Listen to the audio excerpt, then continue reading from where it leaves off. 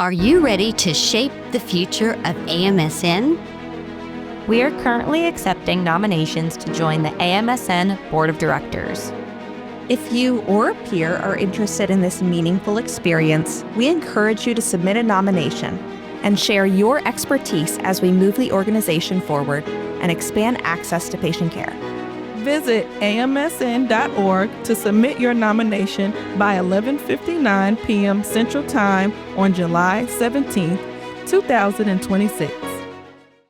On this episode of med-surg Moments, Renee Thompson's Empowered, Caring, and Engaged, a roadmap for today's nursing workforce. I am well known for my work to eradicate bullying and incivility in healthcare. We have been complaining about bullying and incivility in healthcare for a century, but what are we doing about it? What if your leadership are the bullies? Bullying and incivility are not nursing issues, they're human issues. We see more bullying and incivility in healthcare than in any other industry.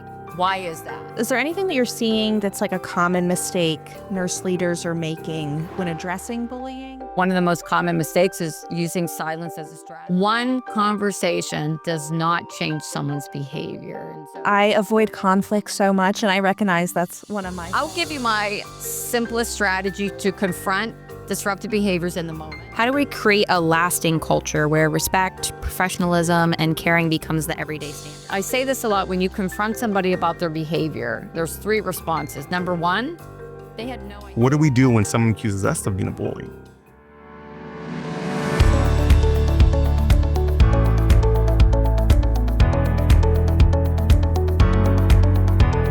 This is Marcella, Eric? Trish, Elaine, Sydney. And Haley. Welcome to med-surg Moments, the AMSN podcast.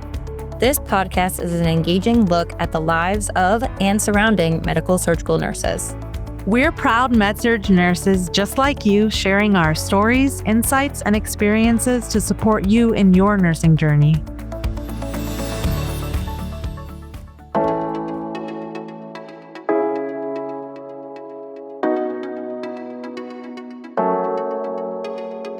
If you are planning to attend the 2026 AMSN convention this year, you will have the incredible opportunity to be part of one of the most talked about keynote presentations from AMSN, Renee Thompson's Empowered, Caring, and Engaged, a roadmap for today's nursing workforce. her presentation, taking place Thursday, September 24th, will be filled with practical, nurse-led strategies for recognizing disruption early, strengthening collaboration, and creating a culture where respect, professionalism, and caring becomes the everyday standard. Since we cannot wait until the convention, we're bringing the keynote presenter to you to preview what is sure to be a memorable, impactful session. With us today is Renee Thompson. With a background in med-surg nursing, Renee is the CEO and founder of the Healthy Workforce Institute and a nationally recognized authority on eliminating bullying, incivility, and disruptive behavior in healthcare. Drawing on more than 30 years of experience as a clinical nurse, educator, quality manager, and nurse executive, she works with healthcare leaders to build healthier, more respectful, and professional workplace cultures. Renee is a fellow of both the American Academy of Nursing and the American Organization for Nursing Leadership. She is on a mission to make kindness, respect, and professionalism the expected standard throughout healthcare. Renee, welcome to med-surg Moments. Well, thank you for having me. I am really looking forward to the convention and spending a lot of time with all of the participants who are there to really learn how to cultivate and sustain a healthier work culture. Renee, before we dive into our conversation, we'd love for you to share your story with our listeners. I grew up in Pittsburgh, Pennsylvania, and I originally wanted to be an OB-GYN. I wanted to deliver babies. That's all I ever wanted to do. And then life kind of got in the way. So when I was in my second year of college at the University of Pittsburgh, I ended up getting married. I had a daughter. And then I thought, I'm not really sure being a physician is going to be the right choice for me. So somebody said, you should become a nurse. I'm like, a nurse? okay. And I did. And I went to nursing school, became a nurse, and never looked back. And it was the right decision for me. And it's funny because at first I thought that I would be a labor and delivery nurse. And then I fell in love with the heart. And then I fell in love with the brain. And then I fell in love with all of the body systems. And so even though I started my clinical career in cardiac nursing, I really fell in love with med-surg nursing because that's where I really got to tap into all of the body systems, not just one. And so I, to this day, consider myself a med-surg nurse. So Renee, you have a background in med-surg nursing. You were also a CMSRN and even taught AMSN's CMSRN certification review course. How did that part of your journey shape who you are today? It's an interesting story. I was working as a brand new educator. So I went back to graduate school. I was in a program to get my master's in nursing education and landed an education job at a hospital in Pittsburgh.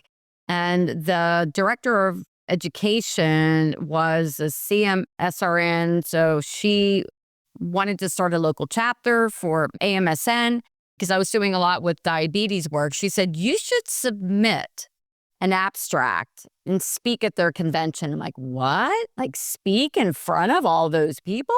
And I thought, you know what? Why not? So I did. And I'll never forget my first AMSN convention. I thought I was going to have a breakout and it was going to be a small room with a small amount of people. And as it turned out, I was on the big stage and there were more than 700 people in the room. And I thought I was going to die. Okay. I was so nervous. But I did my presentation. It was about diabetes. And apparently I nailed it to the point where some of the leaders at AMSN reached out to me and said, your evaluations were better than anyone's evaluations that we've had. And we want you to speak again next year. And by the way, would you be willing to teach our certification review courses? And that, I always say, opened the door for me to even consider myself as a professional speaker. And so, of course, year after year, I spoke at the convention. I taught their certification review courses and loved my experience doing that. And then I launched my own company, and 15 years later, I'm certified speaking professional, and I'm doing this really good work on eliminating disruptive behaviors in healthcare. But it all started with me having the courage to submit an abstract to AMSN, and that abstract was accepted, and I stood on that stage, and that launched my career. And that's a great segue into our conversation about your amazing forthcoming convention keynote. What about your presentation do you think will most resonate with our med-surg nursing attendees, specifically our bedside nurses? I am well known for my work to eradicate bullying and incivility in healthcare. And a lot of the focus is really equipping the leaders and their teams with the knowledge, skills, strategies, and confidence they need to address it. But it's more than that. It's how do each one of us show up as the coworker who we want to be? And how do we recognize the common ways disruptive behaviors show up in healthcare and do something about them? Because as a human race, we tend to be really good at complaining about things. But what are we doing about them? And it's funny, I live in Tampa, Florida, and my husband and I walk almost every morning. And remember, I caught myself. I kept complaining about this one stretch of road that we work on to get to a trail. And there's always garbage. And I would always complain, oh my gosh, there's this garbage. And I can't believe people are throwing their garbage. How is this garbage getting there? And then I thought, oh my gosh, I'm one of those people that complain about something but don't take action. So then we started, when we walk now, I carry a plastic bag. And as I see the garbage, I pick it up. Well, I look at the fact that we have been complaining about bullying and incivility in healthcare for a century. But what are we doing about it? We just kind of walk past it and we don't take action. 15 years ago, I decided to take action. And in my keynote presentation, I am going to share simple, practical strategies that every single nurse in that audience can actually take back and apply to their workplace to do something about the disruptive behaviors that are showing up in their department. What can each one of us do? And if each one of us just take one action, oh my gosh, game changer in healthcare. Because we have important work to do, okay? It's not easy working in healthcare. And if we can each, play a role in solving this problem, gosh, just imagine what we could accomplish as med-surg nurses. Renee, it's so wonderful to hear you speak, and everything you say is like ding, ding, ding. It just rings so true. But it's like when you say you are so well known for your initiative on eradicating bullying, and you said you speak to the leadership. What if your leadership are the bullies? Yes. And before you answer that, I have a quick question. How do you define bullying when you speak about it to the healthcare? How do you define it? And why do you think there's such a high prevalence of bullying in healthcare? So let's get clear on what bullying is and what it's not, because that's one of the issues. We call all bad behavior bullying. So if we don't get the schedule we want, our boss is bullying us. We think in terms of anything we don't like, any bad behavior, somebody gets testy with us in a crisis situation, we call that bullying. It's not all bullying. So the definition of bullying, which, just so you know, we do not have a legal definition for bullying in this country. Okay, we have a legal definition for harassment, discrimination, but not for bullying. But in general, bullying is the repeated patterns of disruptive behavior with a conscious or unconscious attempt to do harm. It can't just be a one-time incident. Think about the stressful environments that we all work in healthcare. We can all get testy with each other when under a lot of stress, but that doesn't mean we're bullying. And when I look at whether or not somebody is bullying someone else, I look for three things. Number one, there has to be a target. It could be one person or a small group of people. The behavior has to be harmful, and it has to be repeated over time. When people reach out and they say, I think I'm being bullied, or a leader will say, I think somebody, one of my employees is bullying, I always ask, is it just you, or they treat everybody this way? Where's the harm, and have you seen this behavior before? Is this a repeated pattern? And to your point, Eric, it's not just nurse to nurse. It's nurse to leader. It's leader to nurse. It's nurse to physician, physician to nurse. It's basically bullying and incivility are not nursing issues. They're human issues. And it shows up in everyone, especially in healthcare. And so a lot of the work that we do, it's to implement strategies that address workplace bullying and incivility across all disciplines, so the entire interprofessional team. You think it has some ties to stress?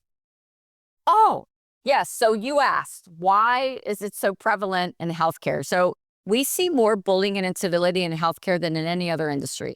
And I always ask my audience, why is that? They get it right every single time. Stress. We see more stress in healthcare than in any other organization. Think about it. You're a med-surg nurse.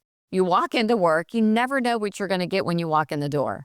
Your stable patient is the one who crashes on you, and the patient you've been worrying about all day is fine. It's that unpredictability of patient care.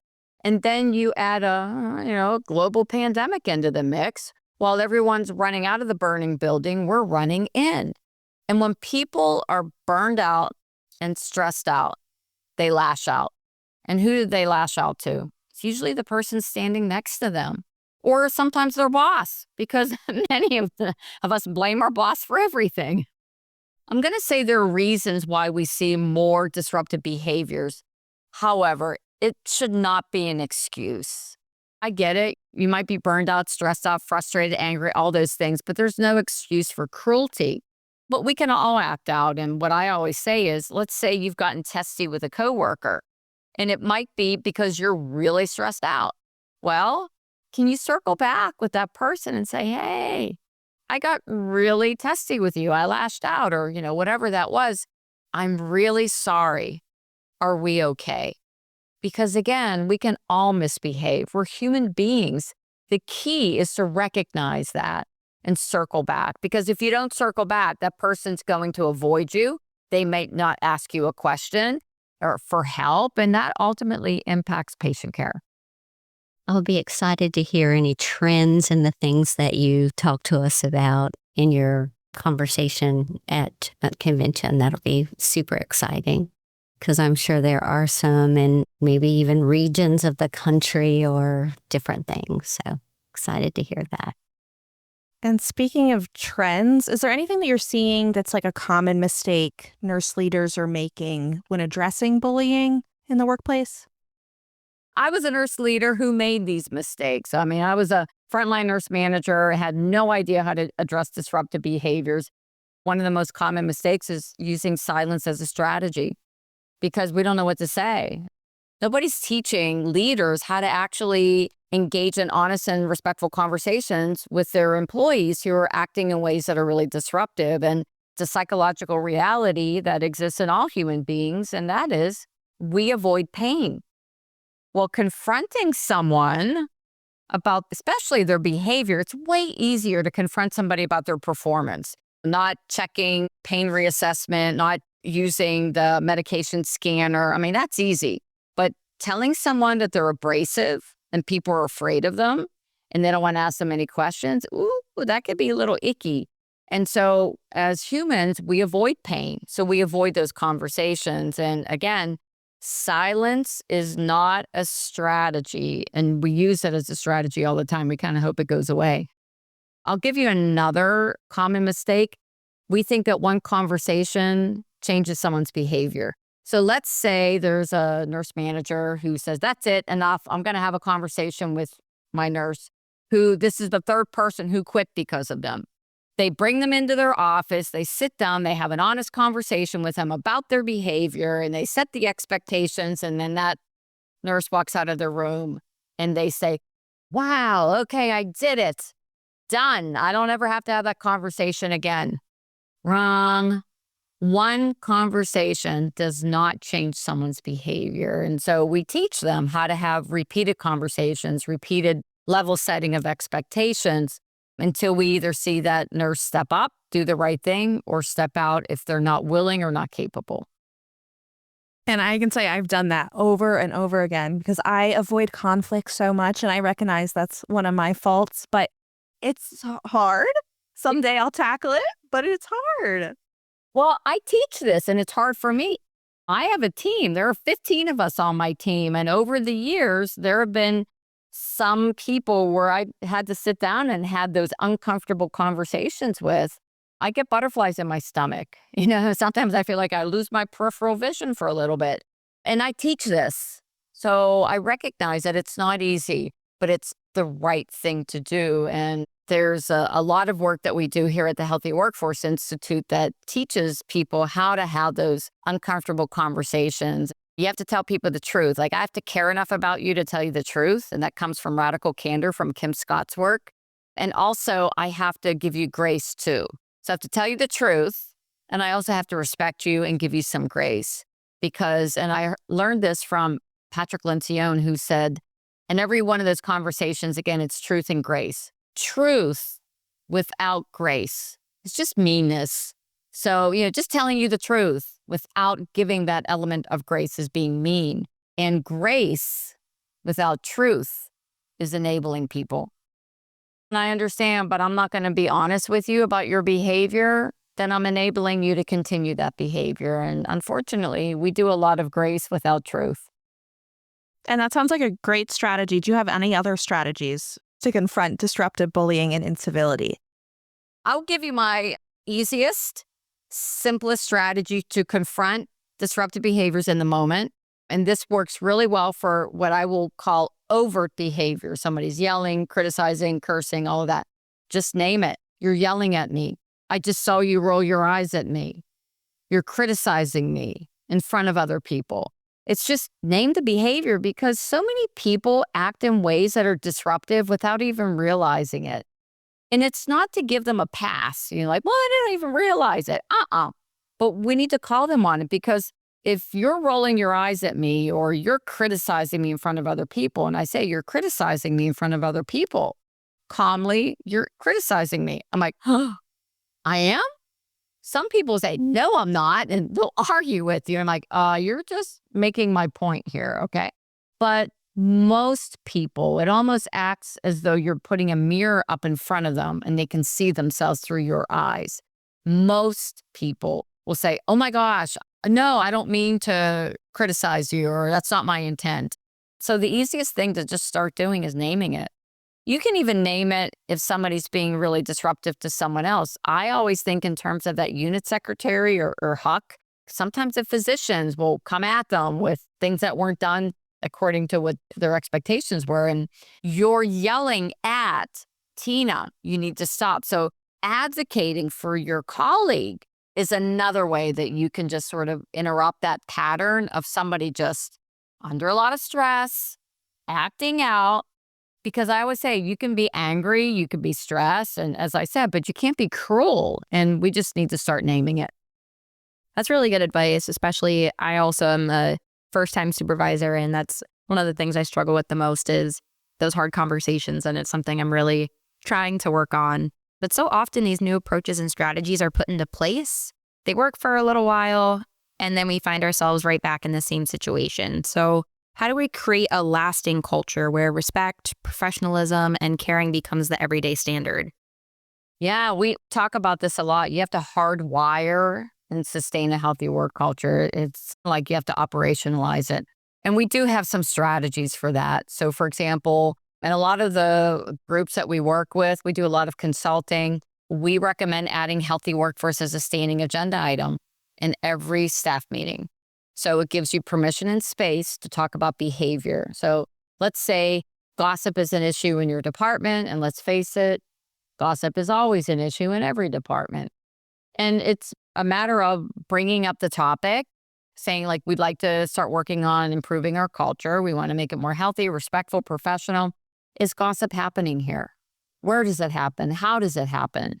So you bring up a topic, and initially people might start pointing fingers. Oh yeah, he gossips, she gossips, they all gossip. But over time, now that you've raised awareness of the issue, they'll start noticing, and hopefully they will notice themselves starting to gossip. So when you ask about how do you establish some consistency, it's picking a few things that you're going to do, a few actions that you're going to take, like adding healthy workforce as a standing agenda item, starting every huddle with something positive where you're recognizing somebody in the department for some behavior that you want to see in everybody else.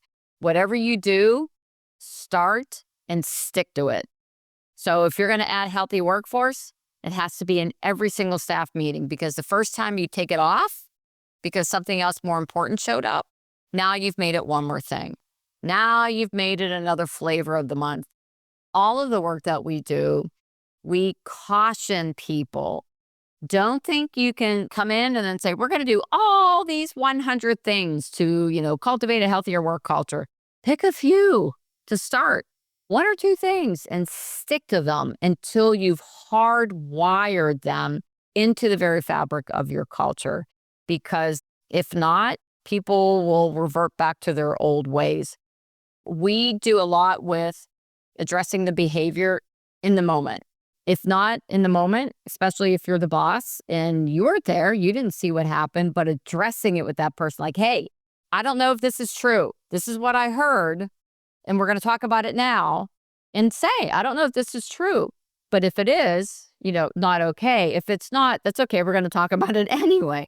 So don't wait 6 weeks until you've investigated. Address it immediately, whether you know it to be true or not. So we have a lot of strategies like that we help our leaders and their teams build into their practice so that becomes automatic for them. So Renee, I got a question. I'm a big guy and I've got a loud voice, and I do not mind speaking up for myself or for others. And I really appreciate honesty. And like you said, with grace, I always give the grace, but I expect people to be honest with me, and I want to be honest with them. But sometimes people have said that I can come off as being aggressive or assertive and accuse me of bullying at times, when I don't see it that way though. So how do we increase our own self-awareness? What do we do when someone accuses us of being a bully? Yeah. Well, thank you for asking that. I appreciate that, because I've seen this happen before where I had a nurse manager who was 6'7", And he said he knew he intimidated his staff. And so when he'd want to have an honest, conversation, he always shied away from them because he didn't want to intimidate them, because he was very mindful of that. So this is my approach to anything like that. If you've been told that sometimes you come across as aggressive, if you've been told that sometimes you can be a bit abrasive or intimidating or condescending or nitpicking, there are some nurses I remember giving a report to who would nitpick me to death. And I hated giving them a report because I'm like, oh my God, they're going to find the one thing I don't know. If you know this about yourself, then just say, hey, here's the deal. Sometimes I know I can come across as a little aggressive. I can come across as nitpicky, or sometimes I can be loud. This is something I'm working on. So if I do come across this way, just tell me, hey, Eric, you're being a little abrupt right now, or you're being a little aggressive right now. Now, the key is you better be open to it, because if they say that and you're like, oh, who died and made you boss? Oh, you think you're Miss Perfect. Okay, then you've just validated that you're aggressive and defensive and all of those things. But none of us should expect ourselves or anyone else to be perfect. We all have our things. And it's recognizing them. You said, how do you increase your self-awareness? Ask people, how do I come across? Do I ever come across as aggressive? If so, what does that look like to you? And there's a question that I share with a lot of my leaders who are struggling building a better relationship with their team. And so there's a question that you can ask them. What's it like to be on the other side of me? What's it like to work with me? Well, sometimes I could tell when you're stressed out, you get a little testy and aggressive and you get louder. It's funny because I know myself, I can get really passionate about things and my voice goes up and I get louder. And that might startle some people. So I appreciate it when my colleagues know that about me and they're like, Renee, like, slow down, quiet down. You're being a little loud. I'm like, ooh, sorry. Okay. So it's being okay with not being perfect, admitting how sometimes you can come across, and ask your teammates to let you know when you're acting in that way, and being open to it, just saying, you know what, thank you for telling me, because then it gives you an opportunity to course correct. What I think about that though, and I'm thinking about it just from a learner's point of view, does that give leadership almost like a target on you? Because then you're acknowledging you may have some bullying tendencies. So that could be in your performance review, stuff like that. They could be like, oh, well, he's bullying.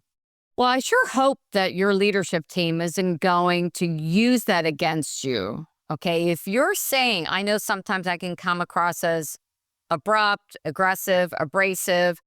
Now remember, and this goes back to bullying is not a person, it's a behavior. It's having a target, behavior is harmful, it's repeated over time. So Eric, there's no way that you can come across as being a bully unless you fit into that criteria. But if you say, sometimes I get stressed and I behave in these ways that come across as aggressive, and we'll just say aggressive, you're probably like that with everyone, not just one particular person. So for you to say to your leader, this is something that I've noticed. Have you noticed this too? I'd like to work on this. And you might even say, will you help me? This is something I really want to work on. A leader who is a thoughtful, authentic servant leader is going to say, oh my gosh, Eric, yes, I'd love to help you work on this, and maybe even meet with you and mentor you. I say this a lot when you confront somebody about their behavior. There's 3 responses. Number 1, they had no idea they were coming across that way, and then might even say, oh my gosh, I don't want to be perceived this way. Will you help me? Oh, I love that person. I'll help them all day and all night. The second response is, well, they may be having some issues that you may or may not be able to help them. There may be some mental health issues, some abuse issues. All I know is that you probably can't help them on their own. And then there's the third category. These are people who are not willing to accept any responsibility. They blame everybody else. Not me, it's all of them. And unfortunately, you don't work with them, you what we call therapeutically extract them. Because if somebody that has no concept of self-awareness, where you could even show them a videotape of how they're behaving and they still deny it, you don't want that person taking care of your mom. or your child, your spouse, your partner. So the fact that any one of us can say, yep, I can sometimes get like this, that's a beautiful thing. So it's self-awareness, and then it's self-management, all part of emotional intelligence. So it's, how do I recognize my triggers? Because we all have triggers.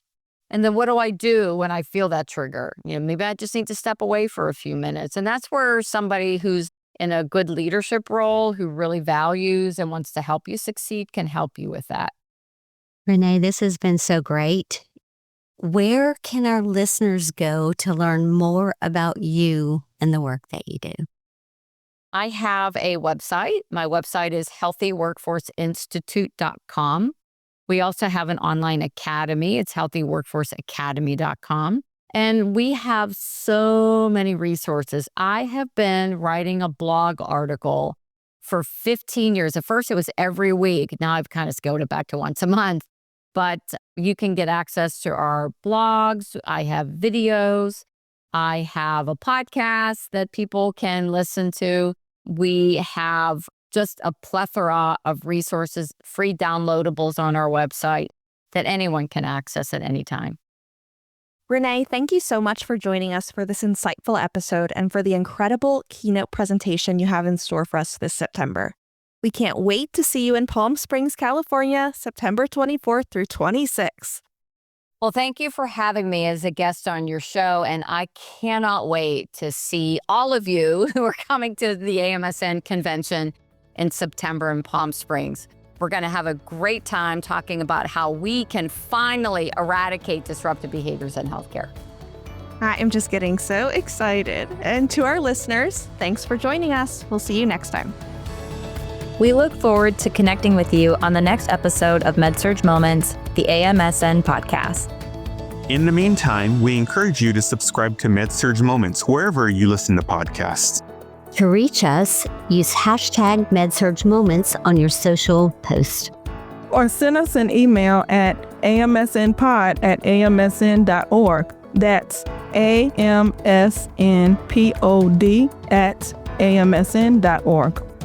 We're all AMSN members, and if you love med-surg Moments, we invite you to become a member of AMSN. You can learn more at www.amsn.org.